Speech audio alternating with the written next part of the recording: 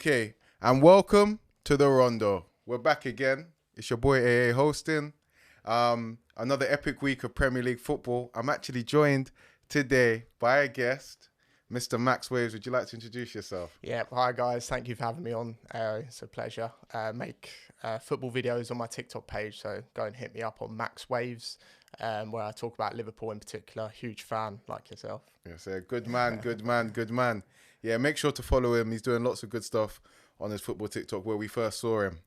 But yeah, on today's podcast, we've got lots to discuss. We're going to start off with the weekly roundup on Rondos. Going to talk about all of the games that we've had this week. Then we're going to move into the City and Chelsea game. We're going to do a spotlight on that game, a big game for the title race as City surprisingly dropped points at home. We're going to talk about that game and what it means for the title race.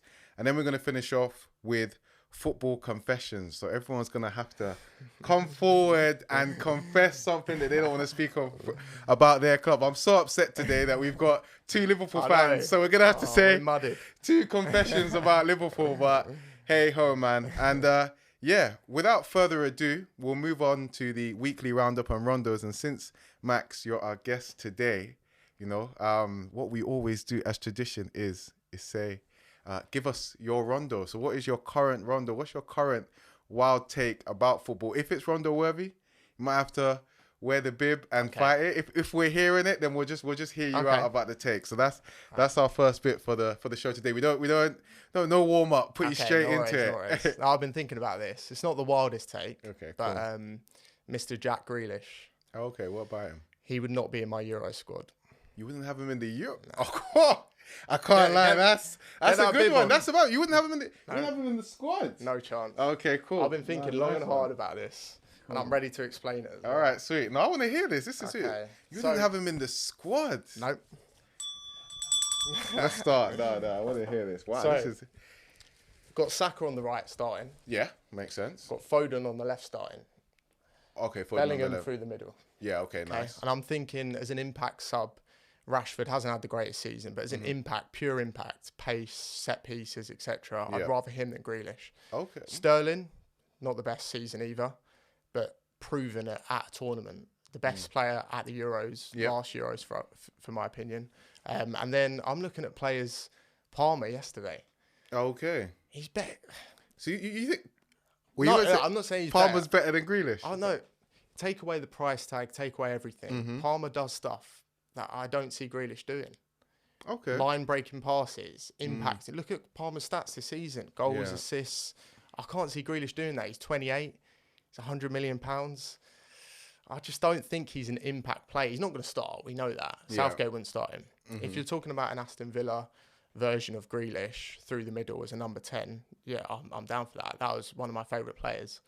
But this Man City version, I think Pep's kind of sucked the life out of him. Fairs. The system football. System football. He's effective for them. But for England, no, not for me. You want someone a bit more impactful. And I'm thinking Barkley as well. Like, not as a winger, but in those sort of half spaces, Maddison, they're better players on current form than Grealish, in my opinion. You think they just kind of...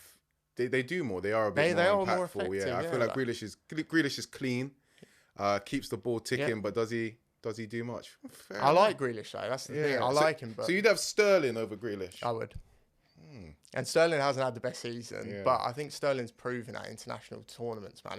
I think Southgate will rely on him as well. He'll bring Sterling, I think. You think he'll take him? I think he will. Yes. I do think Grealish will probably make. He will go, but that's my. That's a crazy one there. Yeah. No. But to be fair, you argued it well. I think what you probably say is, I guess Grealish kind of. He almost guarantees a level with the way that he plays now. Whereas, with someone like Sterling, for instance, I feel like Sterling's quite an up and down player. Like Sterling will give you a 9 out of 10 or he'll give you like a 3 out of 10. Yeah. So, but that's Palmer an interesting and players like that are unproven at international level. I get that. But Grealish is 28. Do you want to stagnate their progress by not taking those sort of youngsters to a tournament? For me, I wouldn't pick Grealish. Yeah, fair. I do quite like Palmer as well. I feel like he's been Chelsea's best player, and he's very lively. No, that's a good first run there. So take the bib off? Yeah, you can take the bib off. You can take the bib off. He's argued it well. Okay, cool. No, that's a good start to things. All right, let's kind of move into the week of football. So I feel like since we're on the topic of England, we may as well talk about West Ham. So lost 2-0 to Nottingham Forest. I don't think they've won a game in 2024. They're starting to quite a bit of pressure starting to build up around David Moyes as well. Some fans actually asking for him to get sacked, which is crazy. But before we go into that, Phillips got a red card in that game. He's also been quite poor since he stepped into it. He's kind of had some quite big errors leading to goals. What's your thoughts on him going to England? Nah, no chance. Me. Every time I've seen him recently, obviously Man City, hardly played. Walking into West Ham, he's going into Premier League games like half asleep. I'm watching it. It's so reactive. He's not proactive. When he was in the Euros, it's costly, isn't it? And when he was at Euros, probably where it was his best period of his career, alongside Declan Rice in the double pivot, they were probably so aggressive, so tenacious. But now, Calvin Phillips, he's lost it for me. As Pep has just completely ruined him, his confidence. He just looks like someone who you just wouldn't bet on. Yeah, it's a shame because I actually feel bad for him. I'll be honest, because I really did like him as a player when he was at Leeds. A lot of people had to go when Southgate originally put quite a lot of trust in him, but I thought, no, give him a go. I think he can actually play, and he had an excellent. Was it World Cup or Euros? Euros, yeah. He had an excellent Euros. Yeah, it was Euros. It was the one before. Yeah, he had an excellent Euros, and I thought he played well. But yeah, since he got to City, he just couldn't really get into it, and it looks like, just as you said, that the confidence and everything's just left him because he's looking really off it, man. Like you said, so reactive. Like it's almost like he's treading water in there when he's playing. He looks so slow and everything like this. Yeah, he's just not at it. But the thing is, for me, I think Southgate's gonna pick him in the squad. He's absolutely crazy, isn't he? I think he's gonna take him. I feel like everyone would have watched that game and thought, this guy's well past it. And I feel like Southgate will be like, no, it's the system. And he'll get Henderson. He'll probably take Henderson as well. Like it's absolutely crazy. I don't know. I feel like some national team coaches, like their favoritism just knows no bounds. Yeah, I know. Like you look at Southgate, like I'm sure he's going to take Henderson. I'm sure he's going to take Phillips, even though he got a red card today. He's got his favourites, isn't he? Deschamps, right? Upamecano was shocking today, by the way. Bayern lost. Yeah, Bayern lost 3-1. He got sent off again. I guarantee you, Deschamps will take. We'll start Upamecano over someone ahead of Saliba, and it's crazy. Some fans, some national team coaches, I just feel like they just have an idea about a player and nothing will change, which is a shame. Once you work with them as national coaches, that's who you know, isn't it? So it's more risky to take a chance on other players who haven't done it at a tournament. I guess you get less time with them. To work. You do. And tournament football is different, but I just do think sometimes, like, I look at someone like Upamecano in comparison to Saliba. I don't know how that. I don't know how that. You know. You know, as much as I might want to do a little bit of agenda as a Liverpool fan, he's a fantastic player. 100%. So I think about Phillips and Henderson. You want to give opportunity. England have so many midfielders. We spoke about it a week ago on the Rondo. Like, you think about all of those potential talents that could go to waste. Yeah, for guys that are past it. Yeah, I'm even thinking of Kobe Mainoo getting a chance in the squad. A late push for the Euro. Would you take him? I'm thinking about it. When I watch him, it's scary. He is so good. Today, I just see like the little footwork, passing. He's built like a DM, but he's got the technical ability as well. I really, really like him. Should be ahead of Phillips, but once again, we'll see. But we'll talk more about him once Rahimi lands in the studio. Yes, guys, we have a latecomer coming. I forgot to say. Shame on him, but we'll move forward with Max. Okay, cool. Next on the list we have Mbappe to Madrid, looking like it. So Mbappe's called off his so he's announced to PSG that he will be leaving at the end of this season.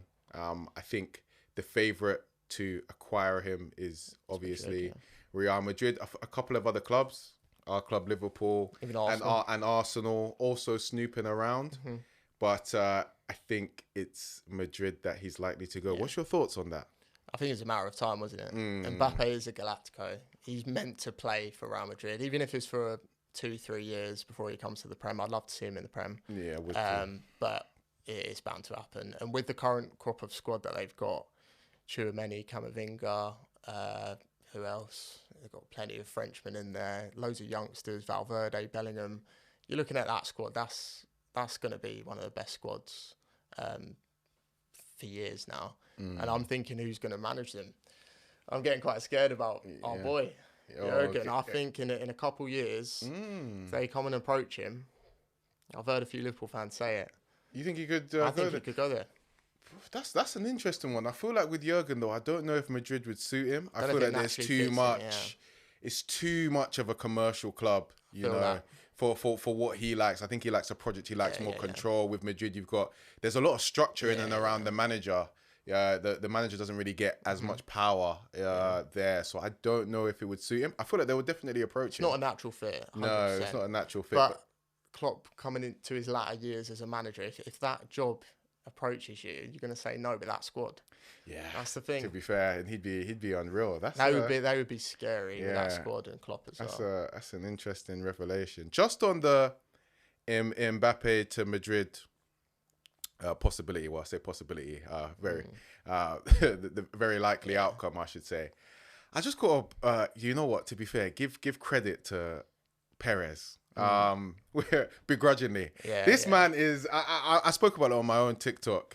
He's a football warlord. That his terrorism on our game knows no bounds. I feel like, and I feel like he's really progressed with times. Like we saw before. Where he, was very aggressive in the market with the team with R9, Beckham, Raul, etc. And then he's kind of moved on and he did that team didn't actually succeed as much as everyone thought they would. And then he moved on and he came back and he did it again with Ronaldo, Alonso, Kaká, just Benzema bought all of those guys in one window, then added on and that team did very well. But I feel like this time he's actually been quite strategic because I kind of, once Madrid fans realised that they were going to get Mbappe, and I looked at all of the players that they now have in their roster, it's almost kind of happened by, sure, coming. My guy Rahimi, he's landed. What's up, bro? Max. Nice to meet you, Max. Nice to meet you. Cool, bro. Let's come sit here. Let's just see if it.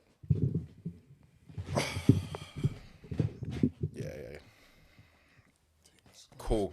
Yeah, we were just speaking about Mbappe coming to Madrid. Oh, okay. Well, the likely outcome that he will join Madrid. But yeah, I was just speaking about Perez specifically and was just saying, this guy's a football warlord. And and I feel like before he's been really aggressive in the market in the teams that we saw with R9 and co, Beckham, Raul, etc. And then he did it again with Ronaldo and Alonso and Benzema had that crazy 2009 window. But this one has kind of caught me by surprise. I feel like he's realized that, FFP is around. COVID's had a huge impact. He can't be as aggressive in the market. And he's gone and got a lot of players quite early, like got Camavinga quite young, got Endrick very young, Vinicius very young, even Valverde, even Tchouaméni. He got him a little bit earlier than they would. Even Bellingham. Normally, Bellingham would have gone to Liverpool. He would have probably wanted to see out how he does in the Prem, and then he would have stolen him. But he's getting them early, and now when I see all the players that they have, I'm thinking, how have they done this again? They've got another team of Galacticos, and they haven't spent crazy money. If you compare that to some of the stuff United spend, Chelsea spend, PSG, you just Florentino. He's gonna get Mbappe for free. I know, it's crazy. He's gonna get Mbappe for free. He's a missing piece as well, isn't he? Yeah, he is the missing piece. Slot him in a floating striker position. And it could be crazy. Yeah. But I do feel like there might be a problem with Mbappe and Vinicius because Mbappe likes to play off that left. He doesn't really like to play as a striker. Does anyone think that might be a potential Even if there is, they better just find a way to make that work. They're both good enough. They should both be able to find a way to make it work. They can both come in that left inside channel. They can both even play strike. Vinicius has been playing up top quite a lot this year. He's playing like a second striker with Bellingham, which has been... It's been a strange sort of system, but it's working. So I'm sure when Mbappe does eventually get to Madrid, the outcome will be crazy. Fairs. There's also talk of Haaland potentially joining Madrid after Man City. That's something that came out as well. This is the greed they spoke of in all religious texts. This is the greed. They shouldn't even think about Haaland. Yeah, but apparently that's Madrid media are starting to release. Imagine that. That is nuts, isn't it? That would be scary. And I feel like Can you imagine Haaland and Mbappe in transition? Everyone's gonna have to defend on the edge of their box because as soon as it breaks, you've got that would be a crazy proposition. Very concerning. Cool. All right, moving on. Since we now got Rahimi in the studio, let's talk a little bit about the top 4 race. So United just about got over the line today, beat Luton 2-1. Before we kind of go into their overall performance, because in my opinion it was a bit shaky, I want to actually be positive about United, because I want to talk about a particular Rasmus Højlund. I am actually quite happy for the kid, even as a fan. I did get onto him when he wasn't scoring because I had to as an opposition fan, but he's got 2 goals. I think he's got the most goals in 2024. It seems like he's starting to find his feet. Rahimi, tell me about your boy. I think all the criticism that I was hearing before was valid. Not scoring in the Premier League for the period of time that he hadn't been, considering how much money we'd spent on him, he should have been scoring quicker. However, anybody that thought that this wouldn't come, or this sort of, he scores one and then all the floodgates have clearly come in now. From his first game, I could see that his natural attributes, the way that he bullies other defenders, he's so young. You wouldn't even think he's as young as he is. The way that he bullies centre-backs that have been playing in the game for 6, 7, 8 years, these are seasoned vets in the Premier League. He's bullying them physically. He's faster than most of them, but also he has the calmness to finish. Because I saw him do it in the Champions League. In every game we played in the Champions League, Højlund turned up. He was good. He turned up in all of, and as much as we as a team, we weren't good enough for him, going off of scraps that he gets, he scores. So this was never a doubt for me, and I'm just so happy that he's finally found his feet. So you were never in doubt that he would. I said it all the time on podcasts. I said, you were always saying. I was always backing him because I saw the raw ability. It's some players you can just see it. Like mainly I've seen it. Saliba, Jalen always talks about Saliba. The first time I saw Saliba for Arsenal, I'd say last year when he came back, not the first time. The first time, when he came back.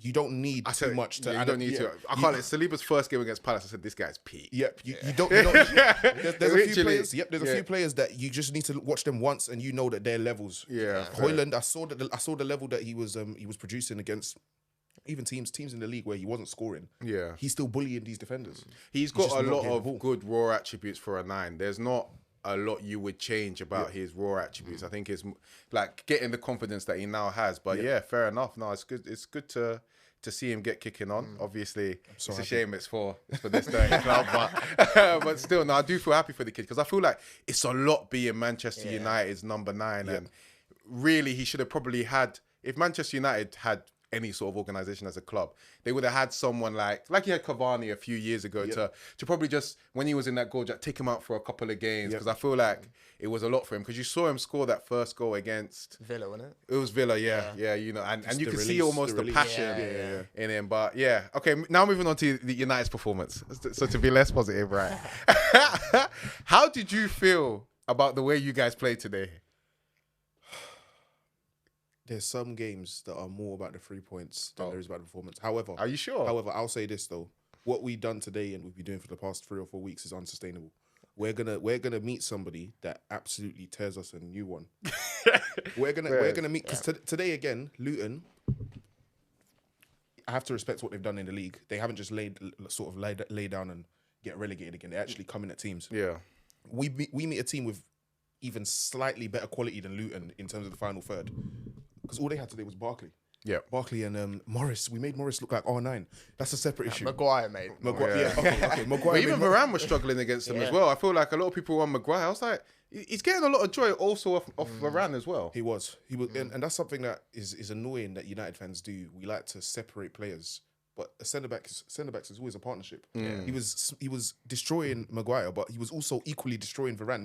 They're together. But it's something that United fans have been doing for years, where we split just to hone in target on individuals. On one person. So I won't even blame Maguire fully for what I saw today. I think it was a defensive issue, like collectively, because they actually, there was a few times their passages of play were insane. They actually tore through us a few times. And if they had better quality in the final third, we would have lost today.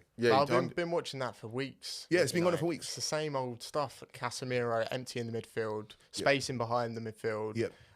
Crosses coming in, can't really deal with it. It's the crosses and I think that's why he played Maguire. So that's one thing I could say Maguire and Varane actually dealt with today. There were so many crosses that came into our box today. They did do well with those. They did well. That's something that they always excel in though. But one thing I want to talk about to you is, so me and Max, we were talking earlier about Kobbie Mainoo, who I think is sensational, and Max does also.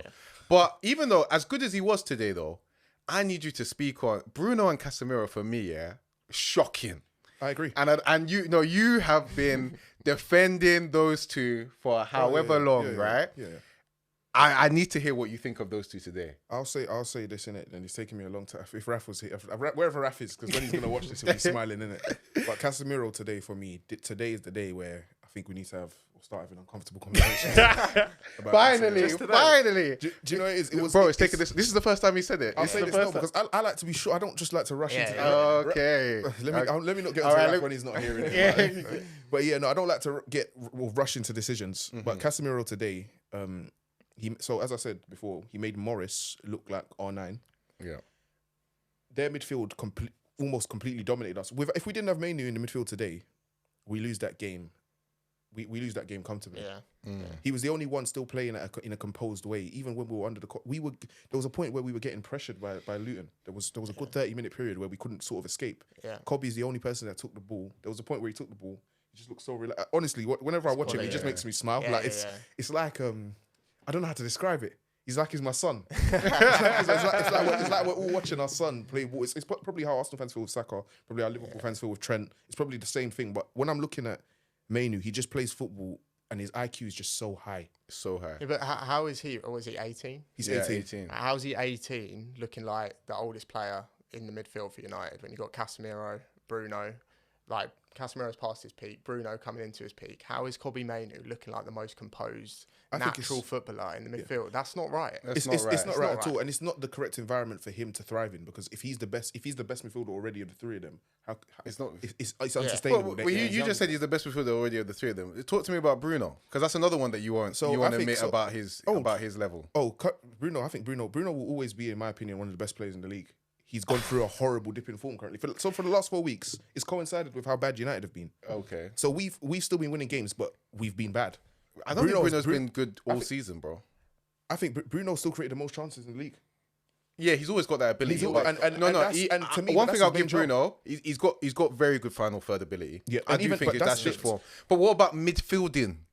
As in, being able to exert your dominance in the midfield battle. That is something which is I've always been dubious of, and it's dropped off a cliff this season. It has. I think United, structurally, we've been horrendous all year, from midfield to defence especially. The way that we get sliced open, transition-wise, even build-up play is horrible, and that is to do with Bruno Fernandes, it's to do with Casemiro. I think it's a midfield thing, and it's a tactical issue, not necessarily the players. Yes. All right, cool. Moving on. So I've just got up. Oh, I've just actually gone off it. Where's the EPL table? I just want to in the top four. I feel like we're one of the most informed teams in the league right now. I'm going to be shameless again. I don't care. So I'm just going to tell you about what I believe to be the top four race. So United have played 25 games. I've got 44 points. Spurs have played 25 games as well. They've only got 47 points. And Villa are fourth, and they've played 25 games, and they've got 49 points. So, after how bad United have been all season, they've managed to string together a couple of performances. I feel like this is something which is almost in United DNA. Yeah. Are they gonna sneak top four? I think they could sneak it in. You think it's? Yeah, I think Villa recently, their form, especially at home, has kind of fallen off. Tottenham as well. I think teams are kind of working out how they play. Don't give them as much space, how expansive they want to play. And United are coming into form, but their types of performances worry me. That's the only thing. At some point, you lot are going to get battered. Yeah, I agree. I agree. It will happen. I just don't know when. Yeah. But it seems like you've kind of United do this every season like that. They click into. I want to say click into gear, but it doesn't really. But they click into this mode where they're very good at getting over the line and winning games that they shouldn't perhaps win. And in contrast to Spurs, who almost play well and lose games that they should win. I feel like they might just do it. They might just Pip. Do you think that they? I think it's possible. I think we have an outside chance, but it's very possible, especially because of what you've both mentioned. Tottenham will play well and still lose. Like Spursism is in their DNA. As much as in United DNA to be clutch, it's in Spurs' DNA to capitulate. Yeah. So I'm hoping that they just fall off a cliff. I'm sorry, Spurs fans will probably say that they don't like what what they're hearing, but it's just a harsh reality. Like it's happened too many times where Spurs have got to the last hurdle and just fallen off or just fallen short. Maybe with this new manager, maybe they've got the mentality to take it to the next level, but It's as a tight, club, though, isn't it? It's tight. yeah, so it's we'll difficult. see. We'll have to see. Villa, I'm not too sure about though. Nah. Villa's one that I feel like Villa will fall off. their Though, manager- by I the think way, their they manager won knows 2-0 what to against. do. Who did they play again? Fulham, they played this. Fulham. Oh, Watkins 2 goals. Yeah, You yeah. see his second finish. Yeah, nice. he's getting to a good level. He's getting to a level where I told you he's serious. he's a serious I had a player. Rondo. I said I feel like he's better than Tony and Osimhen. Everyone was on me. They're starting to see it now. You think he's better than Tony? I think he's better than Tony. I feel like Tony's a bit static. I like Tony, but he's quite static. I feel like at a top club, you would get more frustrated with him than you see now. Watkins does a Yeah, lot. Because I feel like Tony's better technically than any player Brentford have. But when he's playing at a top club and you want people to have energy and show that bit more, you want like I feel like Watkins' mold is better. He gives a threat in behind. He gives a threat in behind. Yeah. He's relentless. He's a pest. proper He's a handful. pest. At a top club, he'll be top drawer. I think his finishing sometimes is a bit erratic, but he's got a good range of finishing though, which is more what you kind of want because you know it can. Well, he's actually getting on a bit, but even still, I still feel like he's for me is like the hottest striker on the market if Villa are willing to sell. But I think they would. If you pay enough. Second behind Kane then for you in the Euros, Watkins? Or? Ooh. He hasn't played too well for England. That's No, the only yeah. For me, thing. it's still Tony. Which is weird. Tony, yeah. But it's the molds though. So Tony's mold is the most similar I think we have to Kane's in terms of. Yeah. build-up, But then you want hold-up something play, different etc. then. Southgate, I'm thinking about what the manager's going to do. Yeah. If it's me, Yeah, I'd want something different. But our manager, I know what he wants to do. He's not really for the chopping and changing. Funnily enough, like you said, probably Tony. I think Tony's very good at dealing with pressure as well. But let's see how it plays out. Yeah. But I wouldn't maybe mind Watkins over Tony. But let's see how it plays out. Anyway, moving on. Any rondos before we move into the City and Chelsea game? Anyone got any last rondos I want to say? You got anything, Rahimi? I should have prepared. But Right, no. No worries. I don't think I have any either, really. That bit on Perez I wanted to say. Max had a mad one when we started. You know, he said he doesn't think Grealish should go to the England. No, I said I wouldn't To the pick Euros. Grealish. You wouldn't pick Grealish No, not to for go to the squad. Euros. I understand it. Oh, swear. Yeah, I understand that. He hasn't played. He basically hasn't played this season. He has played, bro. I can't remember the last time I saw Grealish play. He's played. You haven't been watching City. He's been playing. But he hasn't been playing very well. No, he hasn't been playing very well. No, he hasn't done anything outstanding. But we spoke about that, so Yeah. be on time. Cool. Anyway, so moving into City and Chelsea and the title race. So, City at home at the Etihad.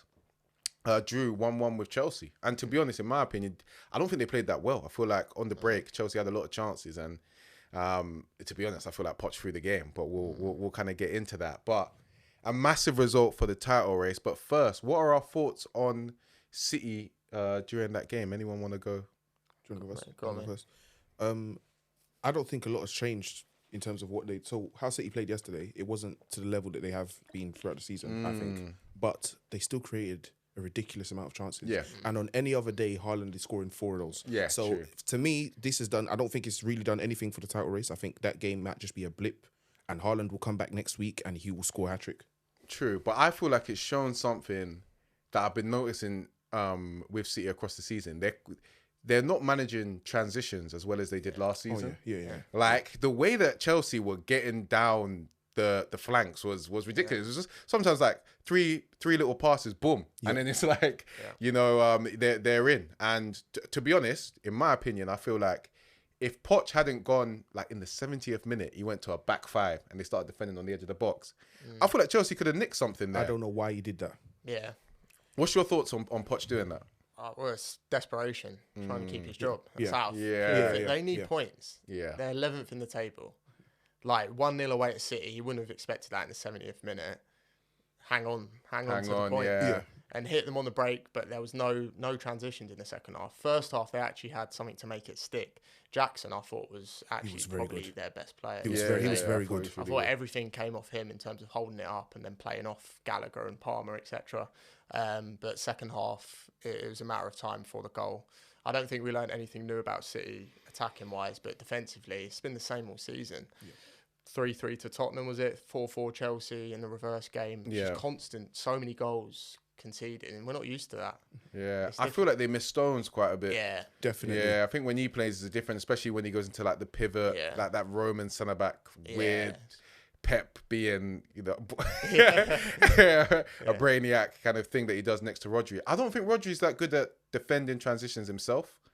He's a fantastic player, of course, but I feel like when he's like quite isolated, he's not as good as, you know, say someone like a Declan Rice at being able to just stop transitions. He ain't really got the legs to do that. So yeah, they were weak on in the transition in that game. But Haaland, for me, he should have bagged. He should have. He had a shocker. He had a stinker, man. He had an absolute stinker. I think rightly so, to be fair. No one talks about it when he does drop a stinker because he has been unreal since he joined the Prem. Yeah. But he doesn't get the same sort of highlights as sort of Nunes would, for example. Yeah, but he scores so many goals. Course, yeah. But I do feel like they'll be on the commentary and they'll be like, oh, that's not like him. He's human. I'll be like, calm down with the slurp fest. Like, you know what I mean? Just, you know, they're glazing too much. You know, just say that it's a bad finish. Like, do you know what I mean? But hey ho, that's gonna be. But cool title race. What do we think that's impactful for the title race? Nah, not for me. No, it doesn't change much. I was glad for it, of course. I thought Chelsea were probably good value for a point, but it doesn't change much. City's still got to come to Anfield, so if they beat us there, they're top of the table. So it doesn't really change. That's still kind of the pivotal game for you. Right now, that's the biggest game. But if we win, for example, I think we go 4 points clear if we win that. So that would be massive. Could be huge. Liverpool beat Brentford 4-1. Comfortable. Quite a comfortable win in the end. I feel like it had moments where it was a little bit shaky, but I feel like that's Liverpool games at the moment. Yeah. I feel like we are elite in both boxes. Like Alisson and our two centre backs, unreal, and then our attackers as well can finish their dinner. Clinical. In between, I feel like when we're talking City, Arsenal, and Liverpool, I'm not gonna lie, in between we're the worst. I feel like we don't have it's as much control. I think that's this good word. But anyway, won the game. What's your thoughts on the game? I was buzzing with the win. Brentford away is tough, isn't it? 12:30 game. I was a bit nervous going into that, but we come through it. We come through these tricky away games this season. But I'm just scarred by the injuries. I think the injuries are massive, isn't it? And we're getting a lot. Yeah, there's a lot. Yeah. And I haven't heard good news about Jones, Nunes, Jota. Jota's a concern. Jota's a concern. Yeah, ahead of the final next week. Yeah, I've heard Jota might be a PCL. Yeah. Jota's one looked the way it looked really bad. But no, I'm not. You know, no medic, but when I start hearing ligaments and cruciate, I just always think, that's probably going to be a long starting to worry as well because Salah's just come back. So you don't want to rush him back. Nunes come off as a precautionary.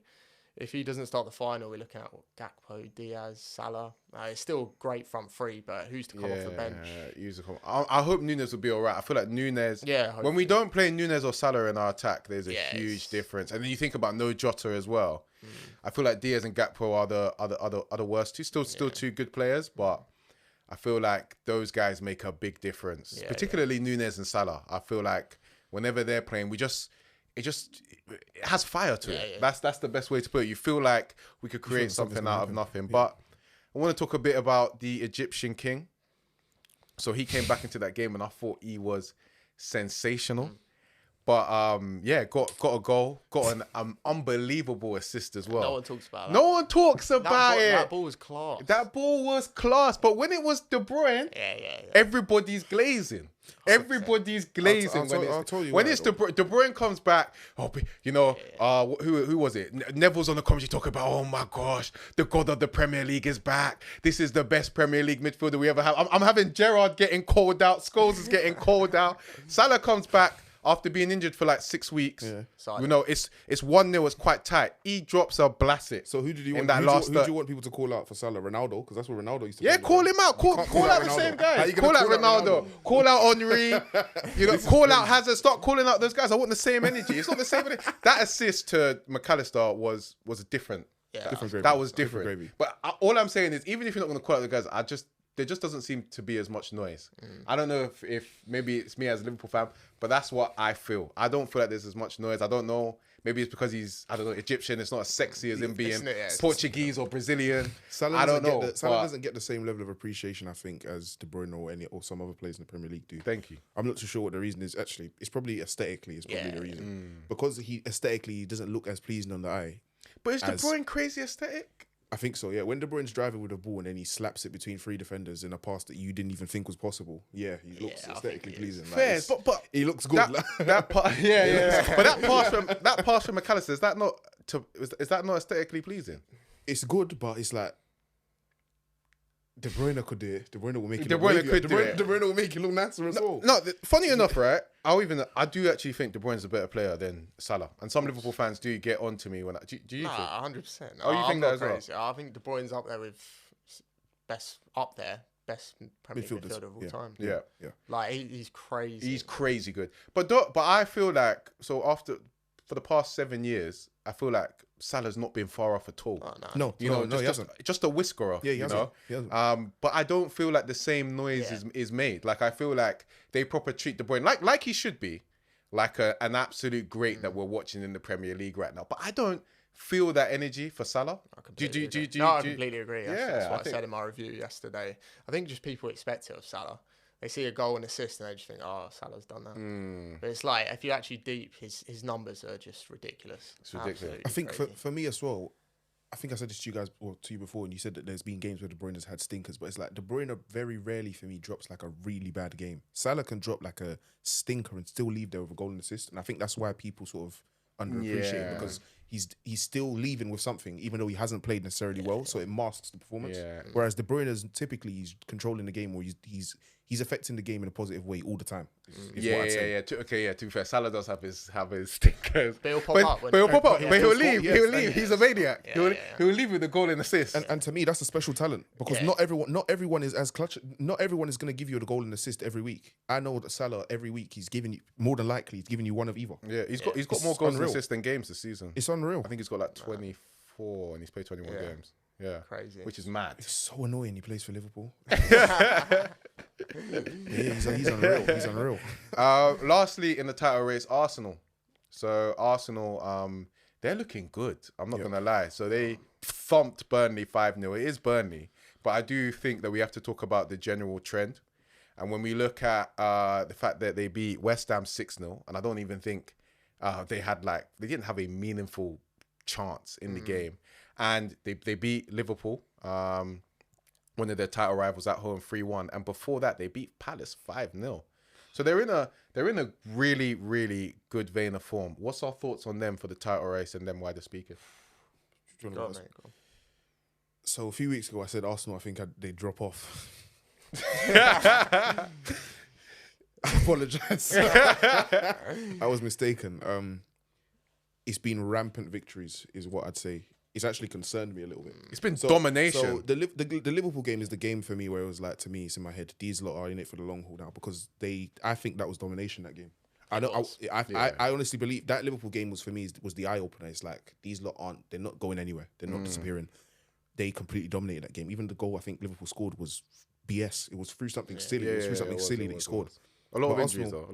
But. Of course. But Arsenal, the way Arsenal dominated that game and then how they've played since, they will be in for the long haul and it will be between the three teams that are currently top. Yeah, I think they're the best team in the league this year, 2024 so far. I think they went on a trip to Dubai, and since then, every game they've just been dominating. They're looking like prime Man City in terms of like, you're not getting shots on goal. Yeah. I felt when we played them, what did we have? It was tough. It was tough. We had nothing there. They're looking really robust. Like technically, they're really good. Yeah. Physically, they're really on it. They're looking sensational. I honestly feel like Arteta's almost underappreciated by their fan base and wider in the league. Oh, for sure. I don't know. Maybe because a lot of Arsenal fans have been frustrated with the club for a while, and Arteta's a bit of an annoying person. But the job he's done at Arsenal is ridiculous. To think where they were when he took over, like just looking like being in an absolute mess, to the fact that now they are one of the best teams in the league overall and the best team in 2024 is crazy. Like they're going, City and Liverpool are top teams. United, Spurs have tried so long to try and get to their level and have not been able to, and he's come in and he's done it. So it's a Klopp type job that he's done. It reminds me a lot of what Klopp's done to Liverpool to turn them over from such an absolute mess that he took over. But now Arteta needs a trophy. I don't care. He does. He's got the FA Cup, obviously. That was slightly different squad, Emery's squad, but he needs something big now. He needs a Champions League or Prem. Yeah, he does. I agree. Yeah, he does. Do you think they can? I think they can. I think Champions League, and I want them to actually go quite far to sort of take their eye off the Premier League slightly. But I think they've got a chance. The only team who can beat City over 2 legs, in my opinion. Yeah, I'll be very interested to see Arsenal in the Champions League. I feel like they might smite down a big club. I'd like to see them. So. I feel like Arsenal could smoke Bayern or PSG. I don't really feel like those two are quite at it. And I feel like they'll get the shock of their lives when they play them, because obviously those two clubs, Bayern particularly, have, they beat Arsenal up in the past. And I feel like they're gonna be surprised when they go there. And I feel like they'll be revved up, because I feel like what's a good thing about their squad is, like, I feel like they want to change the identity of Arsenal, and they really want to. You can see the passion. They want to, like, show people that they're on something different now. So I feel like they could definitely do that, and it'll be interesting to see. But at the same time, I still feel like they've got, like, Arsenalism in them as well. Like, as good as they are, I feel like they could almost tail off at any time as well. Because last season, I do feel like they'll be a bit better this season because they've had the year. Last season, I thought Arsenal were going to win the league. There was a time the football they were playing was ridiculous. They were just winning and winning. And they drew at Anfield, which I thought, they drew at Anfield, but I didn't think it was going to be a big deal. And they just started, they drew to Southampton, drew to West Ham in winning position. So I do still feel like there's a little bit there. But any rondos? Or takes about from Arsenal? Just a title race in general. Okay. Arsenal specifically, I think they're much more fluid as an attacking threat when Trossard plays as a false 9 than Jesus. I think he links things together so much better than Jesus. Jesus is great at that, but Trossard's finishing, I'd say, is better than Jesus. He is, He's got both feet as well. Yeah. Trossard's got both feet as well. Exactly, So he's a good finisher. He's quality, and I just think he's underappreciated. Great signing as well. He's very cheap. He's got decent statistics as well, right? For somebody that plays, he comes off the bench mostly. He's top player. He's doing quite well for him. One thing I wanted to say actually about Arsenal, again, giving this club too much credit today, is I feel like Martin Odegaard, bro, it's disgusting. Again, it's something that I said on my TikTok, but I wanted to say it on the pod as well. I feel like Martin Odegaard isn't really appreciated enough. I feel like he is sensational. He's box office stuff, honestly. When I watch him, and I feel like nobody's really shouting about him. I think he's world class. Honestly, I do think he is world class. People might feel like it's a bit far-fetched, but I feel like, as we spoke before, sometimes when you watch people, I don't need to see him do this or that in the Champions League, because I just know he will. I feel like after De Bruyne and Bernardo Silva, I think as an 8, he's the 3rd best in the league. When you talk about some of the passes I see him execute are ridiculous. His finishing is so good. He's played a bit more of a retract position this season, kind of a bit more withdrawn. He's still got, like, double goals and assists. He's in double digits for goals and assists. Last season, he got about 15 goals and 7 assists as well. He's a fantastic player, and he works hard off the ball as well. Yeah, pressing. He presses really good. I feel like he's a really good player, and I feel like Saliba and Saka kind of take most of the plaudits at Arsenal. Who are both great players as well. But I feel like a little bit more needs to be said about their skipper Odegaard. I actually think he's better than Saka. I think I just think he's phenomenal. Like, he's finished product. Yeah, he's proper finished product. He's quality. He's very cultured. Like, everything is calculated that he does, which I like. And when you watch him play, you can sort of see his brain ticking what he's going to do next. So it's very good to watch. As an 8, I don't know what more you'd want from a player, and that's when I say, this player has to be someone that is, of the highest caliber. Yeah.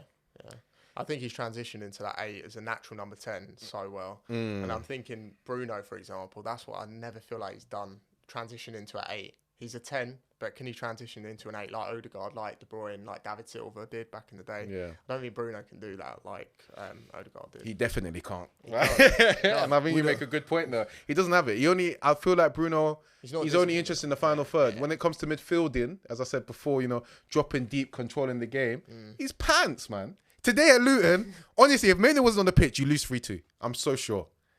And Bruno and Casemiro are there. I do absolutes. We won today. Yeah. Well, you told me that Mainoo was the best player. Yeah, he was. Mainoo was the best player today. All right, guys. Final topic is confessions. Oh, Raheem, you weren't even... Confessions. Yeah, you just... I forgot. I think I forgot to actually send the agenda to you. But yeah. So, yeah. Well, it's a new segment on the Rondo, yeah. It's basically confessions. So, you got to ask the man, is this a safe space?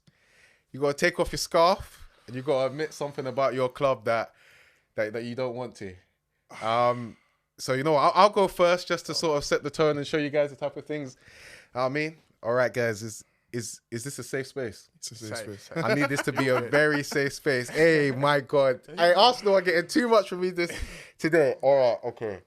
Okay, so when we talk about... Let me take the scarf off. I can't have the scarf on when I say this. Okay, so when we talk about this season, I actually do feel like Van Dijk has been the best centre-back this season because I feel like the job that he's had to do has been... because we don't have the defensive structure that City or Arsenal have, and I feel like he's had to come up and do a big job. I think he's such a great leader, and I do think he's actually been the best centre-back this season. But when I actually look at fundamentals, dear God, when I look at fundamentals, I actually do feel like Saliba's a slightly better centre-back. Just because I feel like today, obviously, Saliba is not to the level of peak Van Dijk, but I think today, Van Dijk, channel defending, I don't always trust him. I feel like sometimes he goes in aggressive and he's so clean with it, but sometimes he just stands off a little bit. I feel like it's because he's had the ACL, so maybe he doesn't trust himself as much.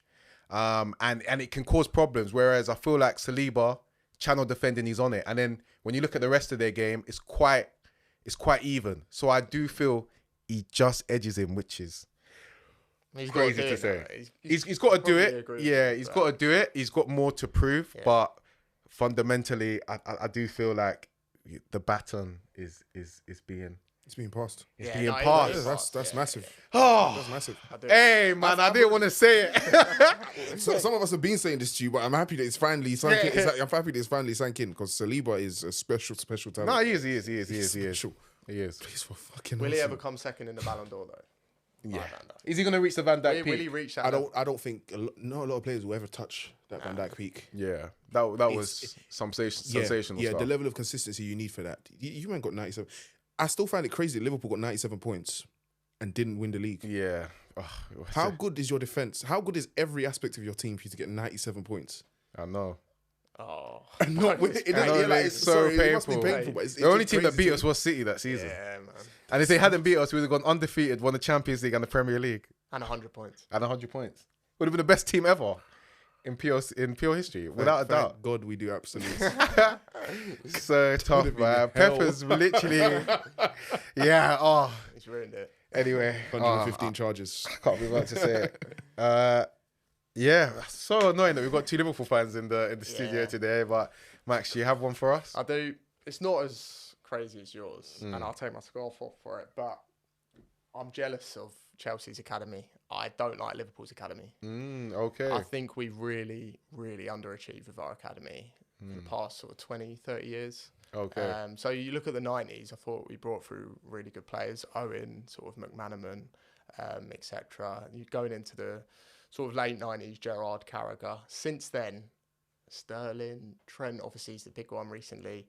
Conor Bradley and Jones, potential recently. But for me, just really...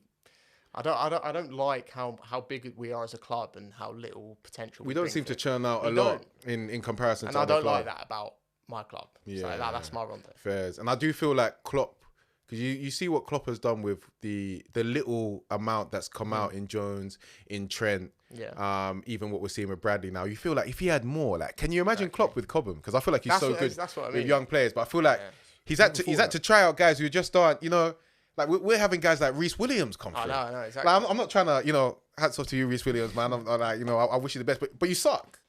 So so it's like, but honestly, bro, like we had an injury crisis at the back, and I couldn't believe that my academy were telling me that this is the best centre back prospect that's come up, and Nat Phillips as well. Like them two playing. Yeah, like that's I never actually thought that's the best. Academy. Like Kwanzaa coming up now. That's the level I expect. He's good. He is very good. But that's the level I expect from Liverpool's academy. Like you're like Reece. I don't even think Reece Williams plays in the Championship now, and he doesn't start. He's not good enough for the Championship. Yeah. Wow. Which is mad. See, I've never actually thought about Liverpool's academy like It's not the in best. depth, because I know United we churn something crazy out every like 2 years, 2 or 3 years. Like I'd say United, we find something nuts from somewhere, but I've never actually thought Liverpool is just Trent. It's Now- the last sort of. Your brain just goes Gerrard then Trent. Which is crazy. Which like, is there's nobody that's a in between. long period of time. I feel like you guys churn up quite. Yeah, a like bit every of- couple of years Every we- couple of years, you get a little. Yeah. Man, when you're not as good as City and Chelsea, though, I feel like they This churn is out ridiculous. a lot. Oh, Chelsea, man. Chelsea isn't But half. Isn't I feel half like the they Premier give a little bit. Yeah, of course. Half the players in the Premier League are Chelsea graduates. Yeah, Or something Chelsea's stupid academy like is that, absolutely ridiculous. Abramovich he clocked it very early on, and he just monopolized all the youth talent in London, basically, which is where the hub is. But If you go through the Championship 11s on the weekends, every team has they played for Chelsea Academy. Really? Like the amount of players who've had professional careers from Chelsea academies, it's really good. That is really good, yeah. I mean, I'm not surprised. I remember when I was younger, walking around in ends, like playing for Chelsea was the big Yeah. thing. it was the like big thing. having the rollie on. Yeah. that was the big thing. Like, you know, it was the big thing. Like guys playing for other academies, yes, still like mental, but playing for Chelsea was like, Yeah, You know playing what for I'm Chelsea saying? was. Like, you know, you're on something serious, because they always used to, because that's what I mean in terms of the way that they were on it. Like someone who's popping off at Palace or Fulham or any of these academies nearby, they pip them literally from about 9 years old, take them over, and then when they're ridiculous, they're doing all sorts of underhand stuff, like employing the parents into jobs, buying the kids, buying the family a house, doing also. But I wish we did a little bit of that. Yeah, that's what I mean. You know, not probably to their extent, but a You little need the bit. dark arts. You do need a bit of dark. You Fergie need was some of that. really good at it. Fergie used to go and visit players. So players that he wanted, he'd just go and link them. Yeah, Literally. Giggs and Beckham, he done it. yeah, he And done then, that. He'd go to their house, and Which is just meet their fam. imagine that though as a child, Yeah. a manager of that level of success coming to your house and saying, "I want you," I'd crumble immediately. mad, Yeah, like I'd. It is so beautiful to see like everything Fergie did just come to go to absolute shit, man. Like, Oh yeah, that actually might feed into my safe that space. is that is actually beautiful. But I do feel like it's because your club were too dependent on him. He was doing everything. Yeah. So like you just left, and then you was like you didn't realize massive void. To Yeah, fill. because he was like football director, manager, you know, Yeah. head of recruitment, all in one. But yeah, moving on. You got a confession for us, Raheem? Oh yes, I do. Is it a safe space? It's a safe place. It's a safe space. I think going to United right now in your peak is a bad career move for players. Okay, you think so? I think that's my confession. Just in their peak, or Just in that. So this is difficult now because I think we could. So United could get back to the level that we were before. However, I've seen too many players come and just do a graveyard shift to United and waste the best years of their life at the club. The one that hurts me the most is probably Paul Pogba. Okay, so you blame And the club seeing for that. recently, I think obviously it's a personal thing as well. I think some players you need to have the drive. It has to come from within as well. No one can. You can bring a horse to drink water, but you're not gonna. Yeah. You can bring a horse to the water, but you can't force it to drink. Like it has to come from the players as well. Like they have to want it as much as us as fans want them to want it. Okay. And some of them just don't have that drive. But I do think that United as a club, the structure, the way that it's run, the way that it's basically been player power for the last 10 to 15 years. Yeah. Over managerial and business. There's people above you, and yeah, United is a graveyard shift. Do you think things will get better now with Ineos? It's I hope Ineos, so. right? Coming in. I've seen some good pieces get put into place already with poaching a few key individuals from different clubs, which I think is a good sign because clearly we're looking at those other clubs and how they're run and who is in charge of running that business. Take that individual because they're going to give you the best possible outcome. So that I have no problem with at all. I just want to know how long we can sustain that for. I don't know if this is just a short-term thing to appease the fans. I don't know. We don't know what's happening behind the scenes. So I'm hoping that United eventually can get back to a place where instead of players coming to United and it being a graveyard shift, they can come here and thrive like at Liverpool or at City. Yeah. Instead, they're coming to United and they're wasting. It's not really attractive, is it? Now? it's a burden, isn't it? Yeah, I'm thinking about a lot of players, and it's sometimes it is the players, but also just the club is just rotten. I think about Lingard, how he wasted parts of his career. He went to West Ham. I think a prime example is that he went to West Ham for like 6 months and he was playing out of his skin. He came back to United and he couldn't put passes together. Paul Pogba was going away to France. He's coming back. He can't play in the same way. I feel like the thing is with a club like United, it's so big and there's so much pressure, and like when they're not performing, the atmosphere and, But again, and though, the environment must be horrible. That's a structural issue, though. So if you know that, so there's a lot of pressure at Manchester United, at big clubs, Manchester United, Liverpool, Arsenal. There's massive pressure to play in those environments. Before you sign a player, make sure make sure you know that player is ready and willing to take on that pressure. Yeah, it's weird that you're not doing your background checks. We're not doing because I feel like United used to get such good characters back in the day. Like they got guys that were willing to United used to do business bleed on the pitch as shrewdly as Liverpool and City. And one thing I like about Liverpool and City, Liverpool especially, is that nobody even hears who Liverpool are linked to until they've bought them. Which for me is the best way to do business. Not everybody should know what you're doing, because then there's going to be outside forces trying to manipulate and influence what it is that you're trying to do. For Liverpool, we never know who you guys want. It just happens, or you're linked to them. The next day you get them, and then that's it. Nobody even talks about it again. If you look at United's transfers or our last few transfers, they go on for 6 to 8 weeks at a minimum. You guys absolutely stretch it. I do feel like you can't get to where Liverpool are, though. I feel like United are way too big of a club. I think we're way off as well. You are way off, but you're way too big of a club to ever be able to kind of do that. There's leaks everywhere. United media is like it's like crack to these journalists, because it just sells like crazy. But yeah, you could do a lot better. Like I feel like in the transfer market, we've been an absolute laughing stock, to be honest. It's more than enough. I think it's disgraceful. It's like you're blowing money away. We've just blown money for the last 15 years. Yeah, it's actually quite disgusting. Like, if you look at how much money we've actually spent and what we've achieved, it's crazy. Yeah, I think you got the most expensive squad. I think you've got the most expensive squad. So say when Liverpool or City buy players, for example, you're never going to question their character. Yep. Every United son, I think, could he turn out to be, not turn up to training. They had so many examples of players like that. Yep. The Sancho one is huge for me. Yeah, let's talk a bit about that. Even him, you were hate watching this weekend. Oh yeah, I was hating with all my heart for Dortmund. Yeah. I was hate watching with all my heart. So you've been tuning into Dortmund games just to hate watch these days. If that's what we want to call it. In his first game back, he did play well. He got a few minutes and he came off the bench. The last game he played, it wasn't too good. But even in terms of hating, it's more for him. I want him to just go and do well. Just go there and do well. I'm still hating on you from a personal aspect because of what you've done to my club. However, as an individual, I still like the person. I want him to go and do well in Dortmund. Yeah. But I am watching him and I'm hating. And every time he does badly, it does give me a bit of... You're going to make sure people know. I'm going to make sure people know, especially Jalen. Do you blame that on him individually, or do you think it's Ten Hag So issue? again, both. But I think in every situation, you need to look within yourself. Where have you gone wrong? Yeah. There's no way he's done absolutely nothing wrong. And to me, it's not even a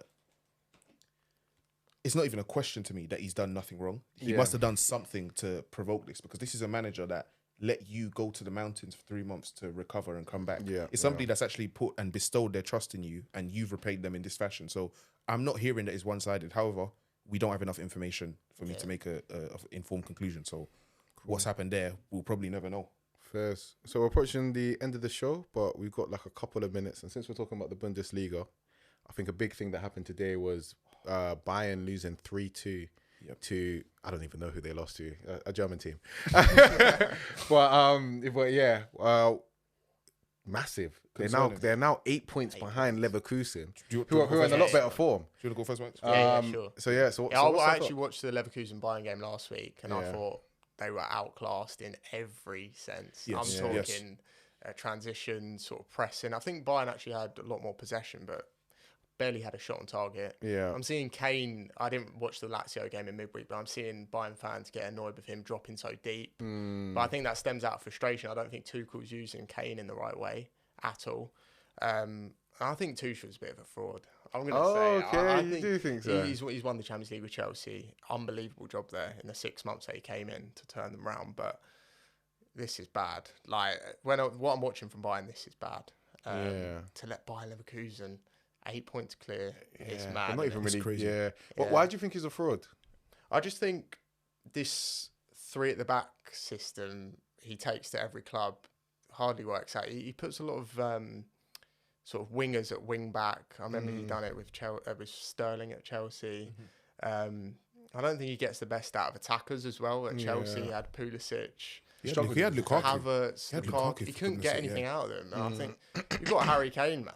Yeah. Utilise him. I'm looking at Bayern's squad individually. They should be in there for the favourites in the Champions League, but I think they'd get ripped by most teams. Like, they could go out to Lazio, which is embarrassing. Yeah, they are struggling, and they don't play well a lot. And even when they play well, seems to be more individuals. Yeah, whether they play the 3 at the back or they play the 4-2-3-1, it just doesn't really seem to be kicking. And to be honest though, I don't feel like Bayern's recruitment has been the best as well. I feel like they don't have a lot of good midfielders. I don't really trust any midfield partnership that they go forward with. But yeah, it's not looking good. And Kane. Yeah, for me, it's Kane is the main thing for me. It's going to depress me that he's going to go there and they're not going to win a trophy. I think it's ridiculous. Yeah. Because now the discourse is going to be, this person is cursed, he can't win trophies. The team is not performing well. It's not all on him. And his output this season has still been insane. Yeah. I feel so sorry for him. I feel so... and I just feel like he's going to get so better. But it's like... And like it's all happening. Bad. Social media going to love it. Arsenal fans going to love it. Yeah. But I just feel like he does his job, man. Like at Spurs, he was on course to be the kind of the best goal scorer in Premier League history. Like, and then he moves over to Bayern and he's breaking, records in terms of goal scoring. Goal scoring is the hardest thing to do on the pitch. And it's like, football's one of those jobs where it's like, if you're in any company or institution and you do your job 10 out of 10, people should not be getting onto you. It's about everybody else. Yeah. And that's what he's doing. But it's like, it's always going to become a him problem. Like, it must be crazy. It's so unfortunate. And if England don't do well in the Euros as well, I just think it's just going to be turmoil and carnage for him. Yeah, it is. He'll come back to the Prem though. Yeah, I think he's going to come back to the Prem, but he'll want to... This is not a great start for him in the He's going to go through depression, man. He's going to be thinking, I don't know, man. I got to take a break from my family and stuff like that. It's honestly ridiculous. To score, to be that much of a potent goal scorer and go to Bayern. They've won the 11 seasons straight. 11 times in a row. And Bayern. And they normally double it up with the DFB Pokal and all that, and they're actually going to... Win nothing. Win nothing probably this year. Leverkusen never won the league as well. So Xabi, come next season, boy. Yeah, Xabi Alonso to Liverpool. That's another thing that really pissed me off. Why does everything align so perfectly for Liverpool? How have you guys got this young up and coming manager that's just somehow associated to Liverpool? Like, fuck Xabi Alonso, fuck Liverpool. I just hope... You're living, did it? I can't lie. It's so annoying that you guys have something lined up. It's almost a perfect... It's like he's handing over the baton to him. And Bolt is going to take it down the last straight and you lot are just going to continue being good. It's so annoying, bro. You're vexing it, bro. Klopp to Alonso. That's crazy. He's very good. Man. All right, guys. Thank you so much. Like, subscribe, and follow. And follow Max Waves as well. Thank you so much for coming in, bro. No worries. Thank you, guys. Sweet.